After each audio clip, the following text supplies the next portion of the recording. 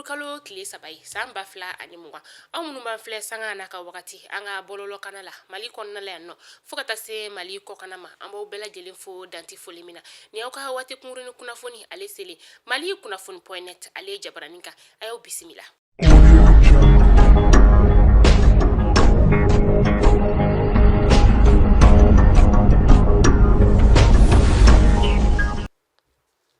Kunu tɛnɛ November kalo tile 2 san 2020 an ka ministre min no ni ale ɲɛsinen bɛ seko ani dɔnko tigilamaw ma ni o ye madame Kadijatu Konare ale ni a ka ma u farala ɲɔgɔn kan ni ka taa bɔ ɲɔgɔn kɛ an ka kalansoba min no ni ale fana ɲɛsinen bɛ seko ani dɔnko kalanso ma ni ale bɛ wele ko Institut National des Arts a wulila ni ka taa bɔ ɲɔgɔn ye kunkurunin kɛ ulu ye a ye ka bɔ ɲɔgɔn ye kɔnɔna la sa a ye layidu ta ni lakɔlidenw ye ka fu ɲɛna ka fɔ ko u ka sɛbɛn mun bɛ no ni a bɛ lakɔliso in kɔnɔna kabini san 1960 ani 3 fo kana bila bila ko u ka laɲini ye fɛn min sa o de ye ka nin kalanso ni ka kɛ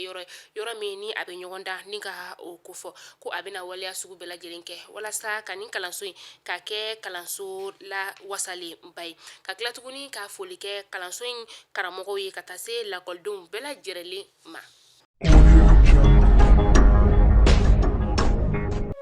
Maa bisa minnu ni a tun bɛ banbagaciw olu bolo sa dɔgɔfirikaw olu fɛ yen nɔ ni u y'u minɛ juma tɛmɛnen octobre kalo tile 30 san 2020 u ka foro o kɔnɔna la sa ni maa ninnu sa u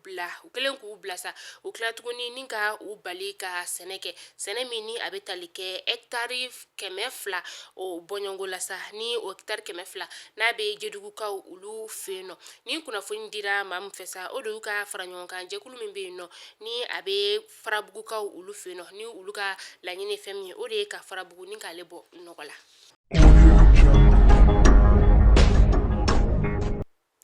Kucalakaw fɛ yen nɔ bolimafɛn min bɛ yen nɔ ni ale bɛ maaw ta ka taa n'u ye u ta yɔrɔ la sa bingani wale taara ka olu sɛgɛrɛ November kalo tile fɔlɔ san 2020 maramafɛntigi lakɔndɔnbali dɔ olu fɛ ale kɛra kucala ani san furancɛ la sa a kɛra dugu min na sa o de ye kunbiri ye maa dɔw ka fɔ la sa ko maa kelen ko o bɔnɛna nin na o maa kelen yɛrɛ sa u ye marifa de ci ale la ka sababuya kɛ ale tun bɛ ka boli maa kelen fana o sɛbɛkɔrɔ joginna an ka gendarmerie-lakaw ka taa se garde nationale ma ka taa se an ka ba polisilakaw ma olu wulila teliyala ni ka t'u ɲɛda nin yɔrɔ in kan ani tuguni u ye waleya sugu bɛɛ lajɛlen kɛ walasa nin ko in bɛ se ka da kɛnɛ kan cogoya min na.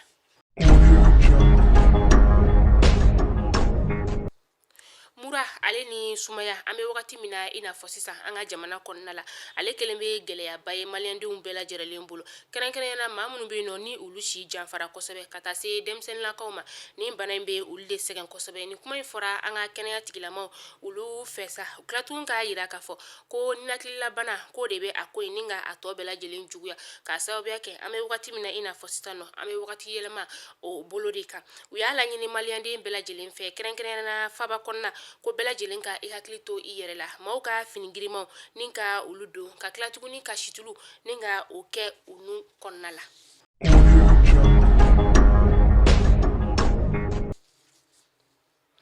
An bɛ taa kɔkan kibaru la an bɛ taa Côte d'Ivoire olu fɛ yen nɔ Côte d'Ivoire olu ka jamana ɲɛmaa kalafili o kɛra octobre kalo tile 31 san 2020 u ka yɔrɔ min bɛ yen nɔ sa ni ale bɛ jaabiw ni ka olu di u ye jaabi bɔ teliyala bi sɔgɔmada joona in na k'a yira k'a fɔ ko u ka jamana ɲɛmaa n'o ye Alassane Dramane Ouattara ye ni ale si bɛ t'i jɔ san 78 na ko ale kɛra jamana ɲɛmaa ye ko kura k'a sababu kɛ k'a ye kuru 94 ni murumuru 7 a y'o de sɔrɔ. An bɛ taa togokaw olu fɛ yen nɔ nin y'a kalo 7 n'u ka kalanso olu tun datugulen don lakɔliden 2 ni murumuru 6 olu de ye lakɔli taga ni ka o daminɛ kunun tɛnɛ nka u y'a daminɛ gɛlɛyaba o kɔnɔna la u ka karamɔgɔ fo ka taa se denmansaw ma olu kɔni sɛbɛkɔrɔ jɔrɔ la nin ko in na nka u ka jamana marabagaw olu ye bɛɛ lajɛlen hakilila sigi ka sababu kɛ k'u bɛ waleya sugu bɛɛ lajɛlen kɛ walasa ka nin denmisɛn ninnu ni ka u kisi banakisɛ in ale tɔɔrɔ ma cogoya min na.